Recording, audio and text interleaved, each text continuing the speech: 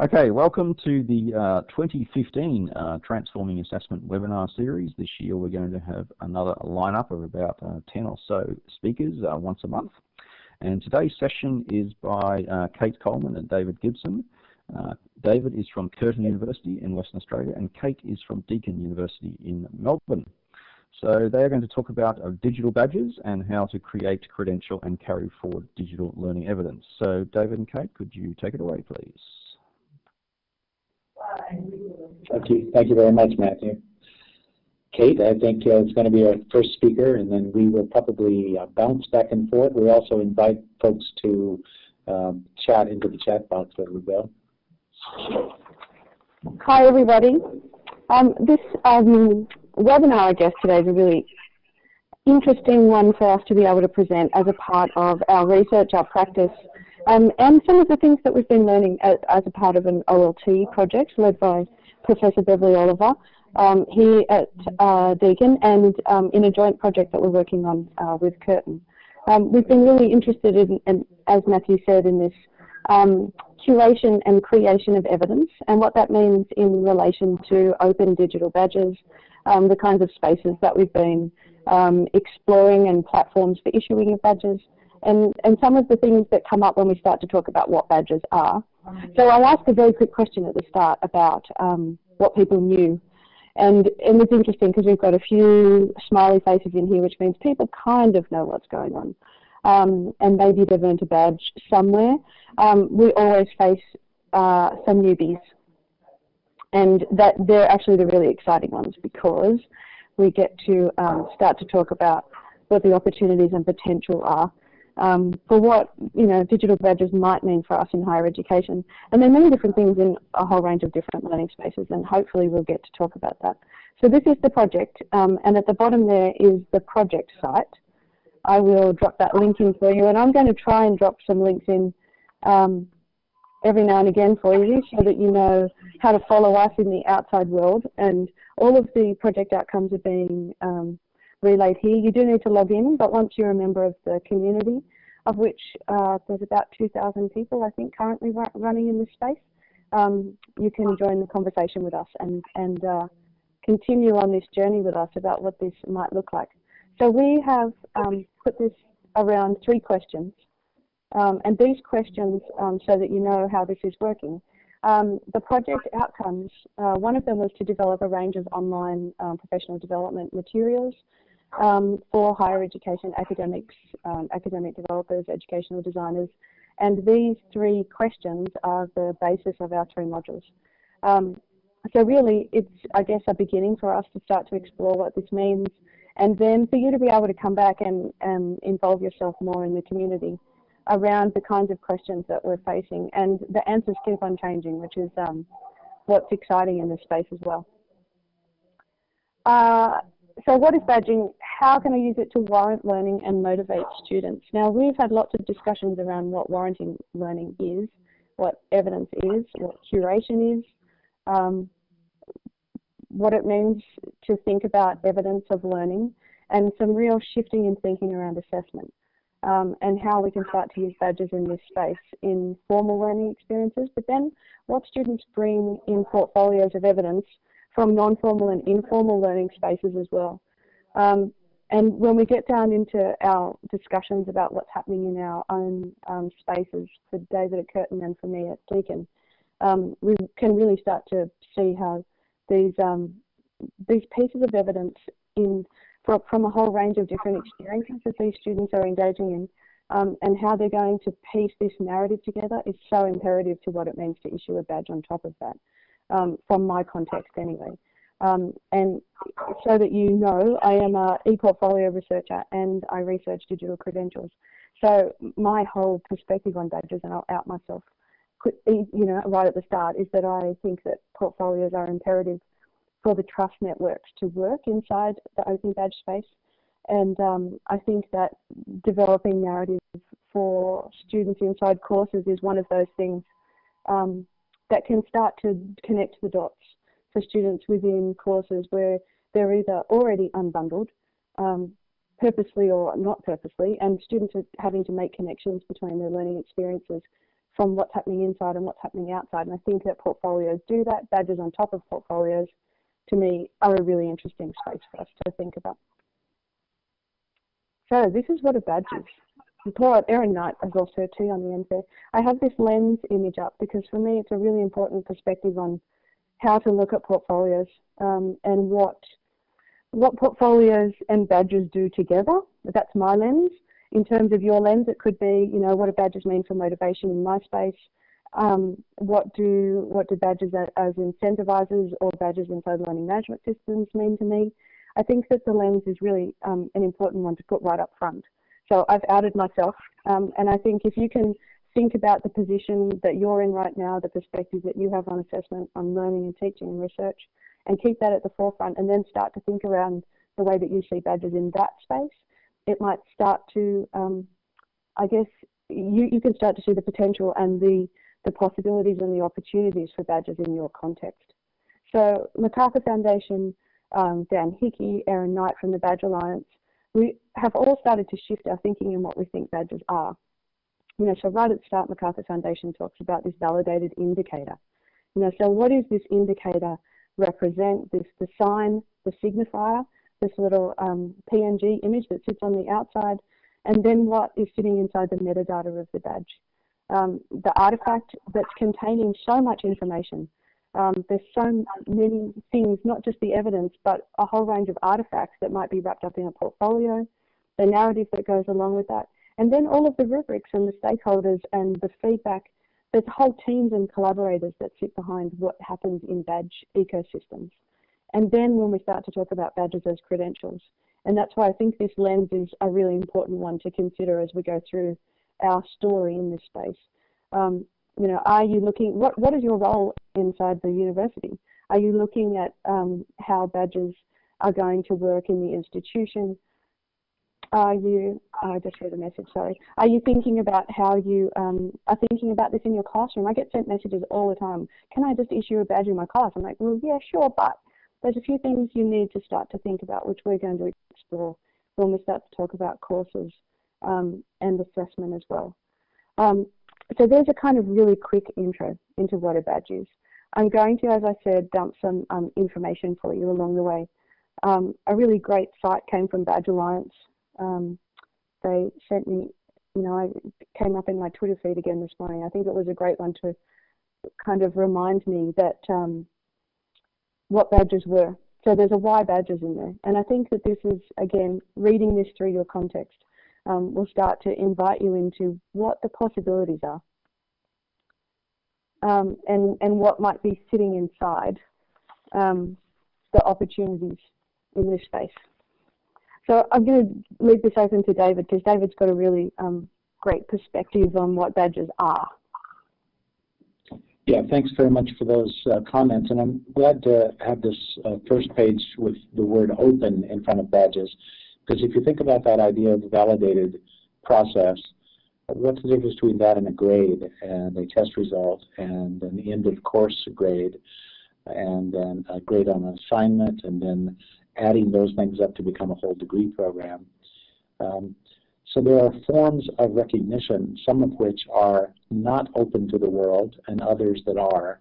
And the kind of badges in particular that we're talking about, we're focusing on the infrastructure to allow sharing, broadly speaking, across the globe about the artifacts and the other related metadata on a particular badge. So because of this, this whole list on this page is just about that form. But let's remember that there's another interpretation of the use of things like a badge, which have an internal and more motivational focus, less about communicating to an outside public than it is about making things transparent.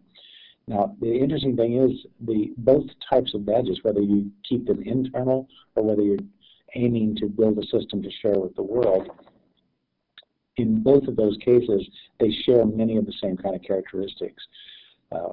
So as we look down the list, for example, free and open might not be applicable to all badges, but certainly to the badges we want to call open, then that's going to be a key piece. The idea of stackable. Now, that's that doesn't come naturally to the badge as a system, that's something you have to create. So each individual institution or program or unit that undertakes to get involved in badging has to think through whether or not a single badge that they're going to stand behind has meaning in a larger context and is going to fit into other badges. I think all of these properties that are listed on this page are important for us to keep in mind as the primary characteristics of the badges that we're going to share broadly. And in a sense, these are the characteristics that make the value system in the trust network. We talk about trust networks, and these are really who cares about the badge in the first place? Does the learner care enough to want one? And if they do get one, do they care enough to share it with anyone? If they do share it with someone else, do they see any value in it? Do they identify with the effort and the artifact and the reputation of the issuer? And then beyond the issuer and the person who has received the award, does anyone else care? Does an employer care or not? This entire system is a global network that is evolving. Some communities, for example, have developed open badges that are quite valuable within that community and at a global level. And other places are just in the early stages of developing their communications. Overall, it's an infrastructure that will allow the development of a more transparent and shareable artifact-driven form of assessment, which I'm a big fan of. I want to go just a little bit deeper. If you go to the open badge area of Mozilla and look at the, you can actually do a search for specifications, and if you look for open badges specifications, you'll find a page that has the technical specifications. The page that we're actually looking at here is actually like a side note on the first data structure is called the assertion. And for a programmer, this means that an entity with a URL has a definitive place in the world where it can be found. It's got a trusted meaning. It's got has a date when it was established and so forth. And then it gets to a description spot, and in the description spot is this thing called the badge. The badge then actually looks like this. So this anatomy that's opened up that has the fields that we're seeing here. The top 6 fields, badge name, description, criteria, issuer, and evidence, and date issued, these are required. You cannot have a badge. It won't go through the system. It won't be a shareable open badge unless you have those elements. Notice the 2 pieces that are optional, and for educators, of course, these might be less optional. Like in my version of use of a badge to attest to someone's ability to do something, I might think of standards as being not optional. Those are very important, and I want to have them on all my badges. But taken worldwide, not everyone is an educator who's going to use a badge, and not everyone's going to be concerned that the badge represents the achievement of a standard or evidence of a standard. So for that reason, the overall infrastructure has required elements that must make the system work across the world for all kinds of badges for everything, and then optional elements that some entities who use it are going to find more important than others.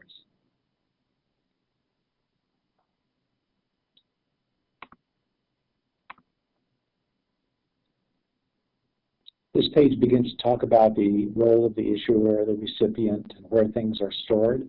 I'm going to toss it back to my colleague here, and let's just see, Kate, if you've got something you'd like to say specifically about this part of the ecosystem and things that we've been learning from the national project. Yeah, I think one of the most important things, and I just saw, I just replied to Bron Stuckey when she said that there are badges and there are open badges. Some of the work that we've been doing in the national project and looking at all of the work that's kind of happening internationally, and some of the people that are reaching out to us in the projects we're working within are really starting to come to terms with what this means in terms of the technical standards and requirements, and some of the needs. Even if we look to the projects from MacArthur Foundation and Haystack, some of the issues that people find when they're going into this open space and when we're in higher education, what that then means for us.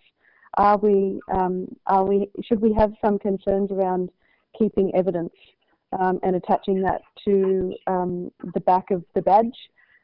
Should we have some concerns around the branding of the badge and even what the design of that PNG looks like when we start to think about how digital badges work?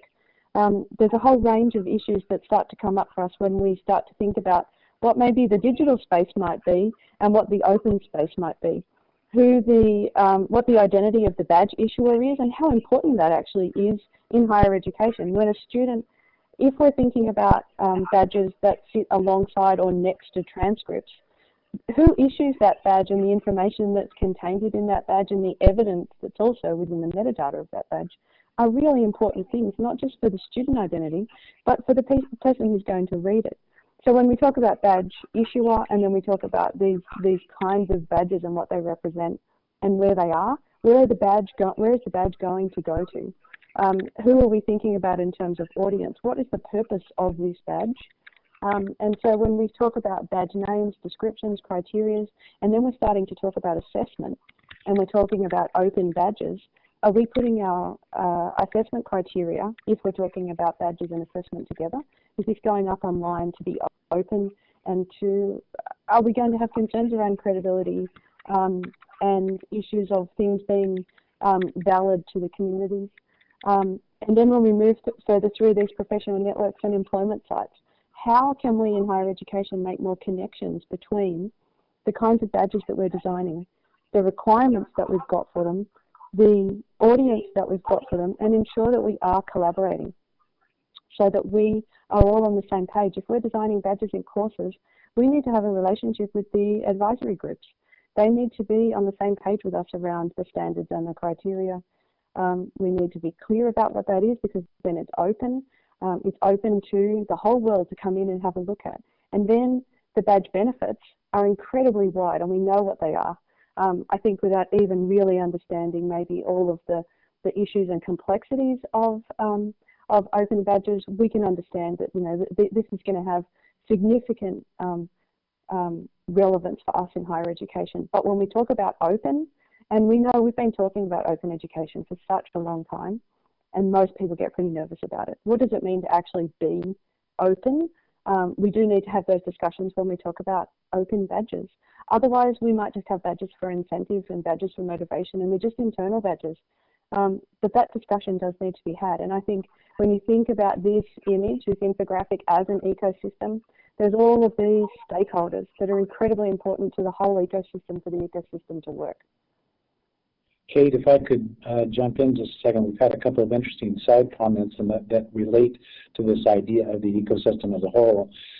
In our standard way of doing business where we count prior learning or do recognition of prior learning processes and acceptance of previous credits and that sort of thing, badges are a potentially new and somewhat disruptive micro unit that hasn't been around before. I noticed the other day when I was looking at the specifications that in one of them it's recommended that a particular emerging global standard for learning resources, so I think it's called LRMI, Learning Resource Management Infrastructure, and in the fields of that particular area are things such as how long did it take. So here we have some sort of time elements as well as the artifacts themselves that are potentially attachable to the metadata.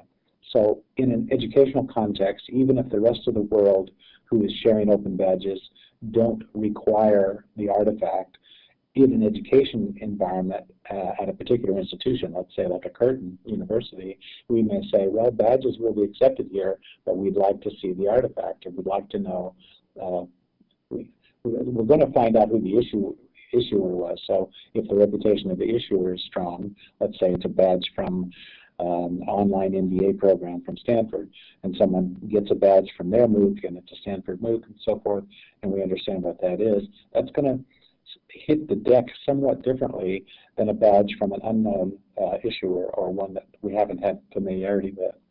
And so this issue of what are we going to start to do with the various value-laden decisions that can be made around these forms of evidence.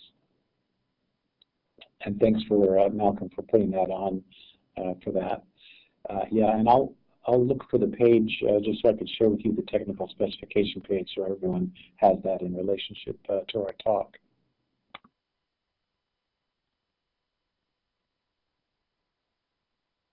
This is just a very quick page of numbers so that you can have a look. These are backpack numbers as of what, a week and a half ago when I asked Sunny Lee from the Badge Alliance to give me a quick snapshot of her dashboard.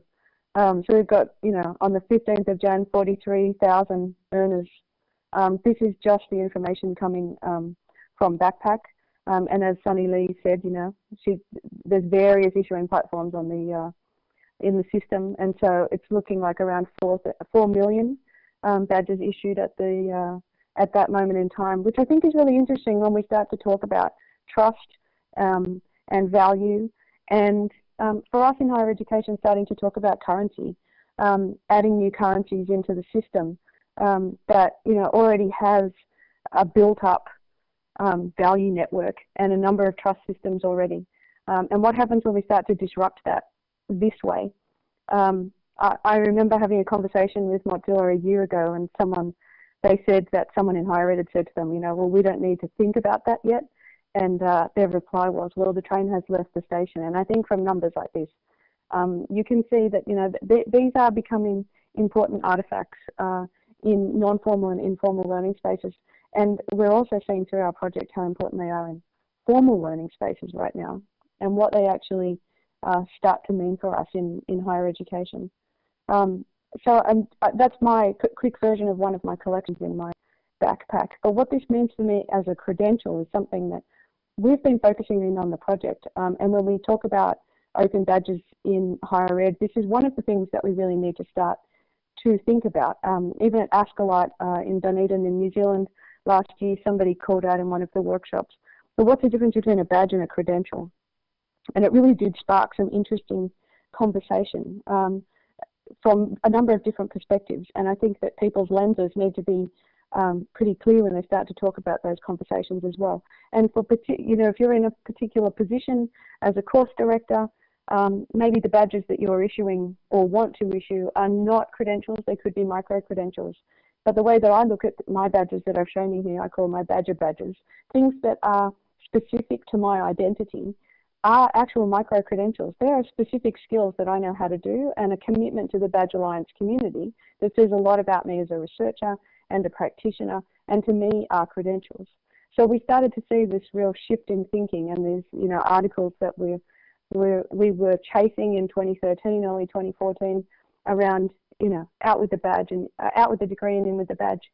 This shift in thinking around what the unbundling of education might do. Some of us were really excited that MOOCs might be able to start this discussion for us. Badges we saw as one of our kind of saviors in this space of what does it mean to start to unbundle our learning and think about micro-credentials and credentials in higher education. Is it possible for an institution to start to think about that? What does it mean when we are issuing meta badges, the badges at the top that are going to sit right next to that testament and sit next to the degree?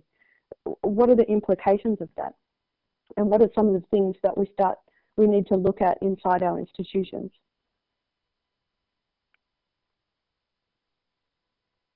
David, did you want to talk a little bit about Dan Hickey's work and the Design Principles Documentation Project? Yeah, thank you. I really like the motivational aspect of badges. I come from my games-based learning research background, and I'm very interested in high interactivity, using data that the learner gives us during an interaction in order to re-trigger and open up new learning opportunities in the middle of an activity. So I'm very interested in kind of getting right into the activity level with a learner. And this is where not just when I say getting into the middle of the action, I'm talking about the machining, the open web, the open resources, and the adaptivity of assessment and curriculum is what I'm thinking about, getting into that gap while the learner is doing their work, and to do so as unobtrusively as possible and as helpfully as possible. So motivation is a very good example of one of the things you can do when you're looking for those kinds of triggers. If you step back from that inside the interaction moment, and you look at broader, a step back from that, like to the unit as a whole or the activity as a whole, motivation can be found at all the different levels. So in the middle of a game, I'm highly motivated to keep developing my skill, even if I lose a lot of lives along the way, the pretend lives, because I know I can just get back up on the bike and try again. And the longer I try and the longer I do, the more skill I develop, the stronger I can get toward my goals and so forth. And this is highly motivating. So badges, in a sense, when they help to make transparent the pathway I should be on and how far I am on it, they do have a motivational aspect to them just by the virtue of the fact that they're helping elucidate the path and give me more detailed information. But they're not the only, the badge by itself, I think, is not the most subtle way to give feedback. But a badge organization, and we can all reflect back to Boy Scouts and Girl Scouts, filling up that long sash with everything you know how to do, there's something inherently motivational about acquiring the recognition that you've achieved some things and that you've added another notch to your belt. So I think it does play that role. There's some detractors who are afraid that it means external intrinsic motivation might be hurt by extrinsic rewards. I personally don't buy into that. I think the Ryan DC work on motivation came at a particular point in history, and it did teach us some things about internal and external, but I really think games are highly, highly successful because the external reward is there, elucidating the path and allowing us to pick up and get back on our own, get back on the bicycle and keep pedaling, basically. So it motivates practice and continued engagement, and just on that value alone, I think we're going to see productivity gains and learning gains. This list of concepts and the project that's listed on the side of the page here is Dan Hickey's work, and the doctoral students that over a period of about 2 years or maybe more looked across all the projects that have been funded by the Haystack Group, and were looking for the commonalities and looking to see what the practices were evolving. So it's a very nice piece of work because during that early phase, which is now only 2 years old, 3 years old, when there was a lot of floundering around and playing with new ideas, getting a view across all of that was a very helpful piece of work. So I highly recommend taking a look at that for the value of knowing that others have trod that way. They've gone that way before. And we get a sense of the importance of particular aspects by just seeing how many projects tended to share the idea of displaying badges to the public, for example, or going through a goal-setting process where the setting of the badge was an explicit part of setting goals. So there was a bit of, there's some lessons to learn about people's priorities in the educative process, where the badge is just one of the elements being used to sort of solidify the relationship. One of the hardest things on the list, and I noticed I was just reading this report the other day to make sure that I could remember some of its main lessons. You see the one near the bottom called Evolving Requirements for Badges? They, in their report, basically said almost nobody's doing this, but we think there's some potential here. The idea of this is that if we have a badge system that's just a once and for all, the following 15 can be earned, that they're going to have limited motivational use, because once someone gets it, they're done.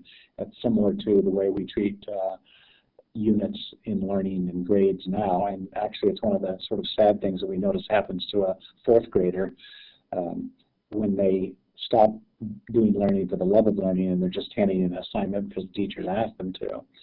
So this concept is that the badge system itself will be evolving, and this has some very interesting possibilities. There are some systems in which students are granting badges to each other and making them up on the spot. Now, this is not, strictly speaking, in the open badge arena, because most people wouldn't combine that with an assessment, for example. But think of the motivational and community building aspects of that.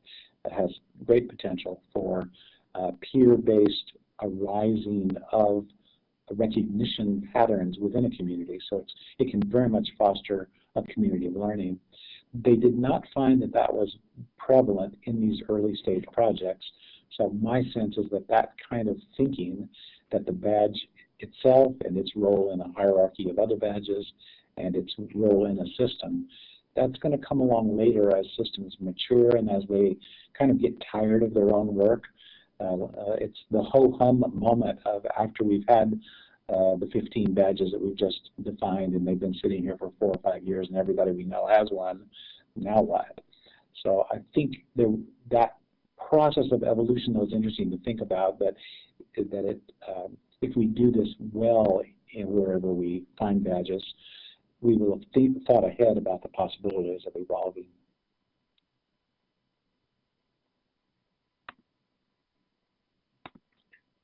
Now, contrasted with that, I think, is this more weighty use. So badges as motivation, I take it right off the bat that that's more of a way that we set culture and that we're using it to create a motivation for learning. But here on this other end of the spectrum, in a sense, the badge does carry, especially the open badge, if it has the Curtin brand on it, then the feeling that we have here, and that I think is shared by most everyone that I've talked to about it, it carries the same weight as a course grade or a diploma. So it's going to be as serious of a deal to get a badge of that sort. So that means there's been public review, there's been academic process involved, there's been institutional review, and that it passes the quality checks. So there's quite a bit more at stake if we're going to say that this insignia and all the metadata that we put with it is actually a sign that we've done our job at higher ed and we have validated learning and validated skills and validated readiness or capacity of some sort. So I do see this as kind of a continuum between low risk and easy to implement and inside the beltway sort of uses of the processes of badging, all the way up to when they might take on a pretty serious currency role and will require there to be a trust network of others involved in that. So it won't be something that Curtin, for example, just does on its own. It has to be in the world at large. Kate, did you want to add any more on credentialing? No, just a very quick idea. When, as I said at Ascalite, there was this question around badges and credentials and people getting caught up in the language, like you've just been defining really well, around what is it that we might use a badge for in terms of motivation or incentive, and what is this big shift that we need to make when we start to talk about the credential, and that it's not just, you know, at the course level. If I'm, you know, as a course director, I can't make a decision to issue a credential on behalf of the university, but I can hopefully within my course use a badge that might even have some of the criteria that might be worthy of a micro-credential, dependent on the trust network and the ecosystem that it sits inside. But I do need to be really careful and mindful in higher education. I need to be careful of the context that I'm in. And I really don't like to do that because I get so hung up on standardizing badges, but, you know, and worried that might be the consequence of doing that. But, you know, to me, the credential is a valued, it carries with it a big trust network already. There's a whole heap of kudos that's wrapped up in that specific credential that we also don't want to undermine or undervalue. That may be the utility of having this idea of a continuum, that at one end of the continuum, it's unavoidable that there's going to be a little bit of stiffness and maybe over-standardization and maybe some of the problems of an institution, which are somewhat unavoidable if we're going to have it be a serious currency, similar to certificates. And on the other end, if we really allow 1,000 flowers to bloom, it could be a signal, an era of experimentation and great flexibility. So it could be that we can have a little bit of both. And if we treat badges not as though it's one thing, but it's a whole new process with a lot of potential at both ends of the continuum. Chris, I've got to get the name. Chris Baldwin asked, so is a badge the new certificate?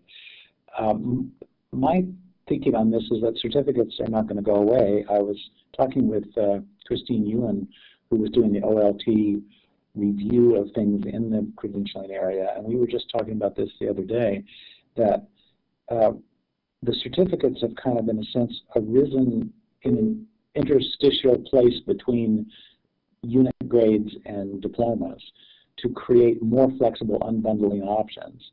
My personal belief is that those will stay exactly where they are with the same name that they have, and that it could be that a new certificate in the future might be possible to attain through a series of badges. So it could be that you will earn many, many badges across, and we have a couple of slides on this later, where badges might be earned from several sources, and the higher ed helps you pull them together in a new configuration and call that a certificate. So that's one possibility. Again, it's because it's such a flexible framework around which the issues of trust and credentialing are going to lay, that I think there's not going to be a world authority body, I think, dictating what the badge means, at least not for quite a long time. So that we have the flexibility and freedom now to begin to kind of make these paths where we'd like to see them. And I'm seeing badges in the configurations that interest me the most right now. They should be in lower risk entry points for the university as a whole, with skill bases and knowledge bases that cut across disciplines chimneys, so that we can not face the barriers, but really enliven the discussion about what communication skills or creativity or leadership really mean, and where you might find those kinds of things anywhere across a university, and then giving more flexibility and freedom to the learner to assemble meaningful, and this is where Kate's perceptions and framework around portfolio type work, to really give the learner the opportunity to say, here's the person I want to be, are you going to help me here in higher ed? And for us to be able to definitely say, yes, we can. We have mechanisms to help you reach the kind of portfolio outcomes that you most want to have for the career you're seeing for yourself, or just for your current interests are.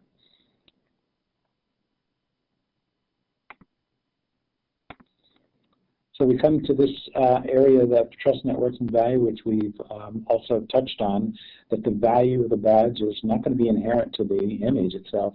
It's about who all is participated and is the shareholder and the stakeholder in the process of creating the system of meaning that's going to attach to these as symbols. I'm thinking with our time that we might want to jump ahead a little bit into some of the slides on those opportunity points. And so what do you think of that before I dive off there? But what do you think of that, Kate?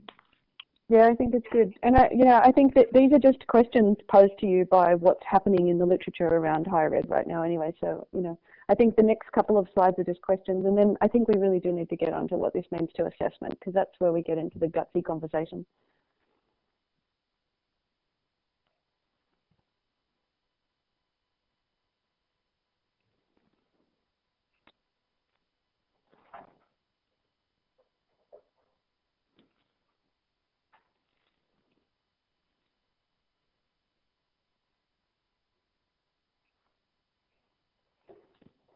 Sorry, just realized I was talking to myself in a room with no microphone. What I like about this summary from the design principles document is the sort of sage advice to teams about where to get started on the discussions that are needed. And what I'm really interested in finding is some slides, the ones from Bernard Bull, if you remember which ones those are. Maybe you can slide us there, because I find his work very interesting. It goes beyond the teaming. Some things that we know we need to tackle in any development work requires team and stakeholder and starting small and those kinds sorts of things. I'm very interested in Bernard Bull's research and his interest. He's got several ways of thinking about them that I think are quite challenging and very interesting to us. Yeah, I believe, Pip, that the slide sequence will be available.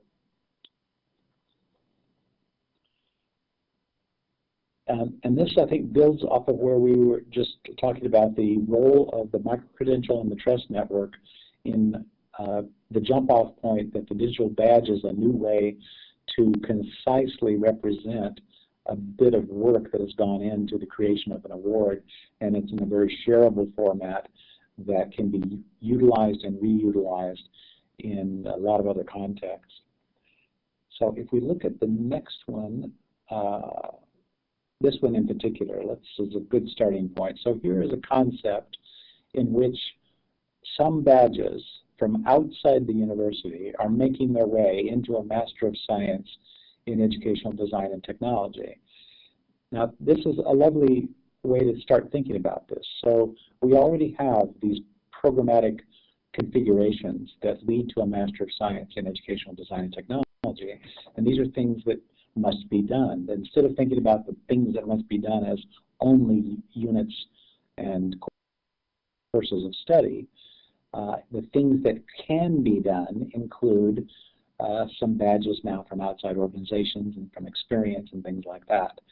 So it begins to take the model of recognition of prior learning that is often only done at the front door of higher ed, and it starts to ask, how about if we have that attitude about all learning at any time during someone's experience in higher ed? Can we open up the whole dialogue about what it means to acquire knowledge and display that you have it and show evidence of it? And perhaps we're quite open in certain universities to say, we'll take something you've done at another university and something you've done from your experience, specifically, not just to get into this university, but specifically to earn this credential diploma. And so I really like that way of thinking about it, and I learned quite a bit from his slides.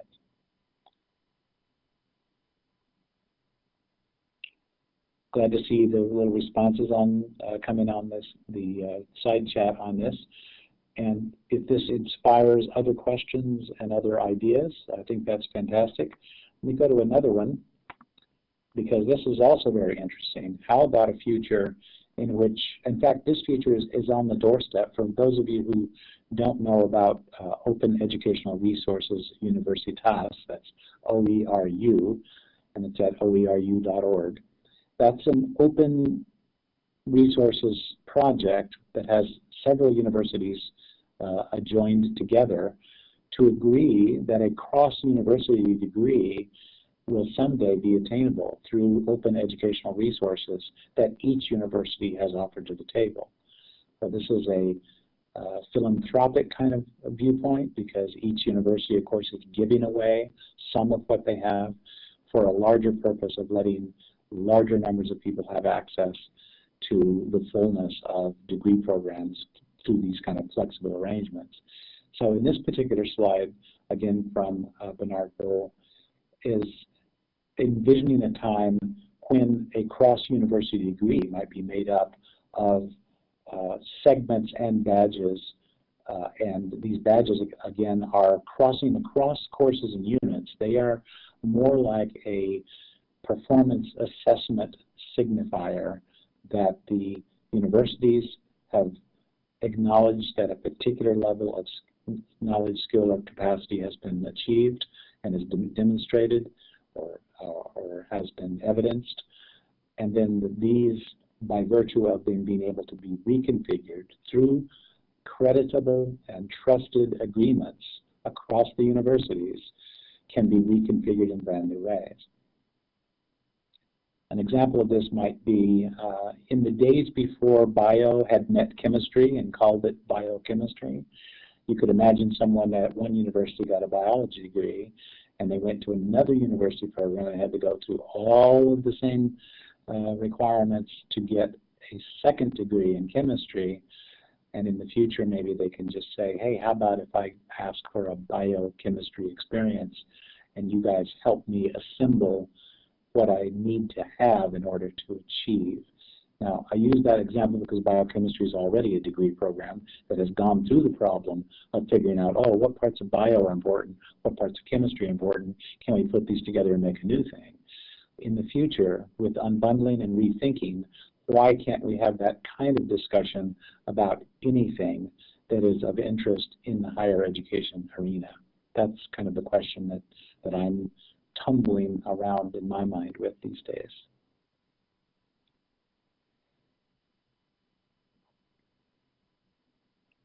Lindy has a real interesting question about that I think it could very well be that the meaning of even degrees in China, for example, are different than the meaning of degrees in the US and Australia.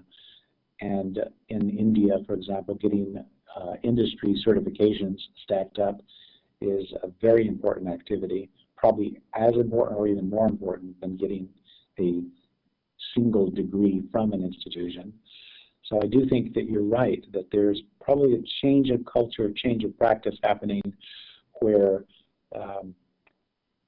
some of the old university credentials will be bypassed, and hopefully there'll be a few universities who are saying, yeah, we actually want you to bypass what we've got. We want you to assemble brand new things and come to us as needed. And I think that's going to be a new positioning of higher ed as a true aid and helper to the learner who is trying to achieve something in their life. And of course, the university has an ethical responsibility to maintain standards on those areas while opening doors of flexibility.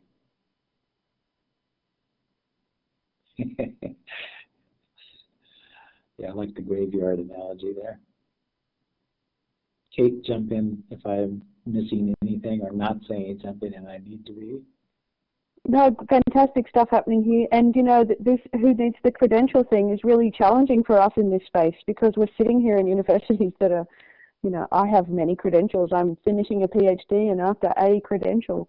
But can I just go out and be credentialed in different fields and have those? But this is the thing about the ecosystem and the trust networks, because right now those micro-credentials in the world that I live in are not valid enough. I work in a university where the credential is PhD or nothing to even apply for a job. And so these are some of the issues that we're starting to play with, I think. And I think that they're wonderful conversations because we're really talking about the stuff that we've wanted MOOCs to disrupt for us. I think that we're seeing this badges disrupt and open conversations around learning design and how important and imperative instructional design is to this space. How important it is to have discussions about the badge system and to not have any assumptions about assessment, but to have big collaborative discussions with our employers, with our students, with our advisory boards. We need to open up the discussion and have these more often so that we can start to find out why some of the things exist. Who are the gatekeepers around some of this stuff? Are they real gatekeepers or are they just what people think are there because we need them to stay in place for the current ecosystem? Very quickly, here's some, I guess, resources to get started. This is a fantastic one that comes from Serge at Euro Portfolio. I've seen Serge come up a couple of times in some of the Trust Network slides. I will drop a link in for that as well. But it's a really good thing to start to think about where your institution is at to even have these discussions. Are you still exploring? Are you developing? Are you integrating? Or are you already in an institution? And I think David and I are in those spaces. Some of you from the things that you're talking about in here are in transformative spaces already. We're ready to have these discussions about what the implications for shifting and this paradigm shift in assessment, shifting credentialing, and what the university does, what the university is for, the system that it exists within, and what some of the implications are of this. Implications for our students, implications for knowledge communities, all kinds of things. To me, we're in a really exciting space. So we want to have a quick look at what this means for institutions. One very quick extra resource is, and that question is implementation. What does this mean at the university level? This policy network was written by 36 authors. David and I are two of them. This is about where to start. What does this mean when I need to talk about institutional level? Where do I need to start the conversations in my space? How are badges going to fit into the current system? How is it going to, what's it going to mean to assessment in my current space? How can I start thinking about what it means to transform learning and teaching? And what are the big things, like technical things and other things that I need to start thinking about in developing teams, identifying who the stakeholders are. All of the learning that's come from all of the work that's happened in the badge community is really all in here, and an amazing document. I will put the link up to the current working doc, so you can go in and start writing into this as well. It's a Word doc for you to, a Google Doc for you to take and implement in your institution. Pull from the learning from all of us, drop it into your institution, and start developing these policies and frameworks for your current ecosystem so that it can work, and you don't, I guess, you know, stand on the shoulders of giants and not have to fail as fast as some of the other projects that have gone before us, but to be able to build and learn from them.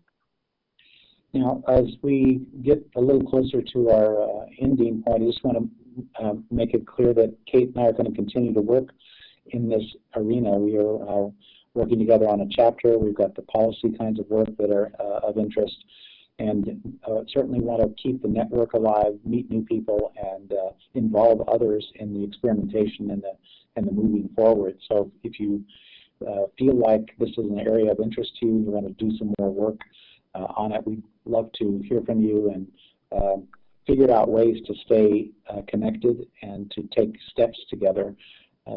We will certainly go further faster by doing it together, and the whole idea of the Trust Network is that there is a network. So I think by raising your hand and saying, yep, let's do some stuff, start small, pilot small, make a team, and start to learn, and we'll be very happy to do everything we can to support you with what the people and knowledge that we bump into.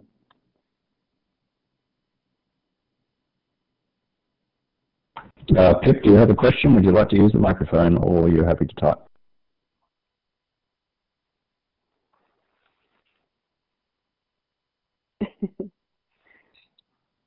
Very good.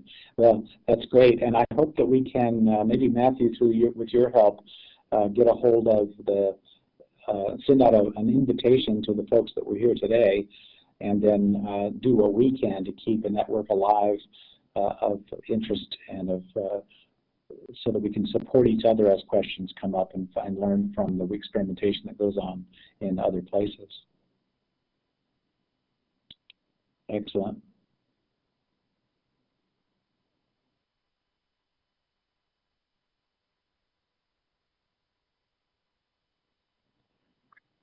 Might have 2 more seconds here to say that Curtin, we're putting badges at first into extra and co-curricular activities. We have 2 projects on that now on a platform that we call the Challenge Platform. One's in careers, one's in leadership. And we will be we've built a game that helps people determine about their readiness to go to university. So game-based learning, badge-based achievement, and then the role of badges in the university as a whole are clearly on our mind. This Balance of the Planet is another example of that. It's getting students to self-form into teams and to propose solutions to sustainability problems and to earn badges about their collaborative problem-solving skills while doing that. So we're looking at ways of badging activities that cut across curricular, that involve faculty members from many parts of the university, and to be in as well as in the heart of the curriculum.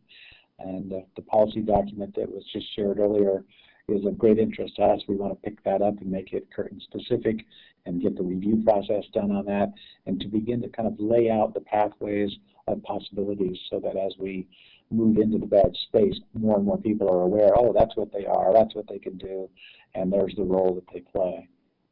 Mm-hmm. Very quickly, badges at Deakin. You can go and have a look at our hallmarks, and I think some of the learning that's come out of the community is around language. All of the research projects in badges have been very specific to talk around having a common language, what the technical language will be, and then what the issuing language will be. So we, Deakin Teaching and Learning Committee, endorsed the policy.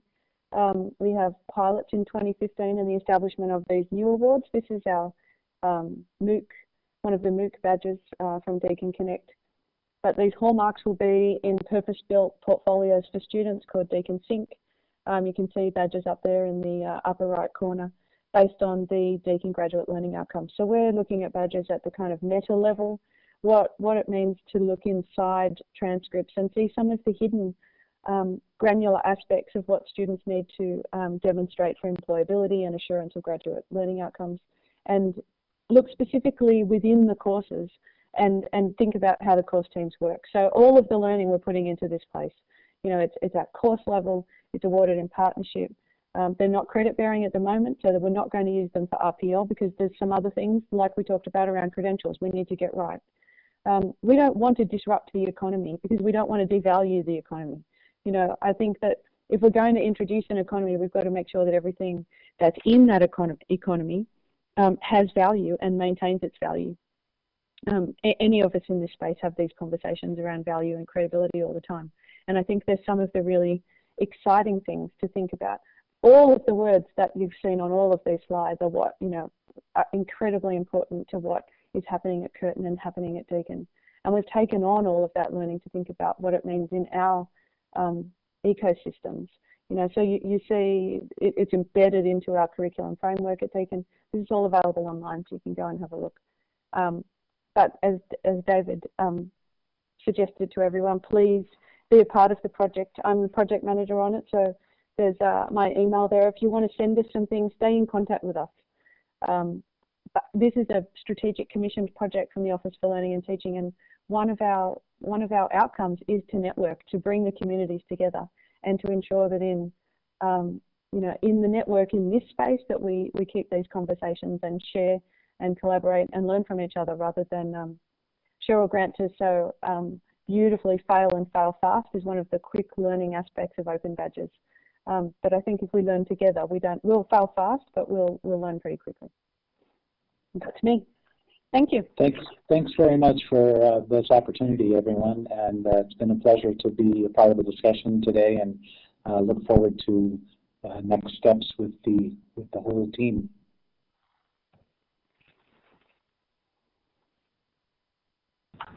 Okay, thank you, Kate and David. Now I would like to stick up a link to the survey just before people disappear. So that was the acknowledgement slide. And of course, whoops, I forgot to put a link in there, didn't I? Anyway, maybe next time. So we'll just go back there. So if you want more information from the Badges project, there's the link, assuringgraduatecapabilities.com. And I will post the slides and the recording onto the Transforming Assessment website for people to get it from there as well. So once again, thank you, David and Kate, for a most interesting discussion. Thank you, Matthew. Thank you, Jeff. It's been great. We're pretty excited to talk about this stuff. You can tell we could have run a webinar for about 4 hours. Yes, I noticed that. All right, I'll stop the recording, and if people want to stick around for a little chat, they're welcome to do so.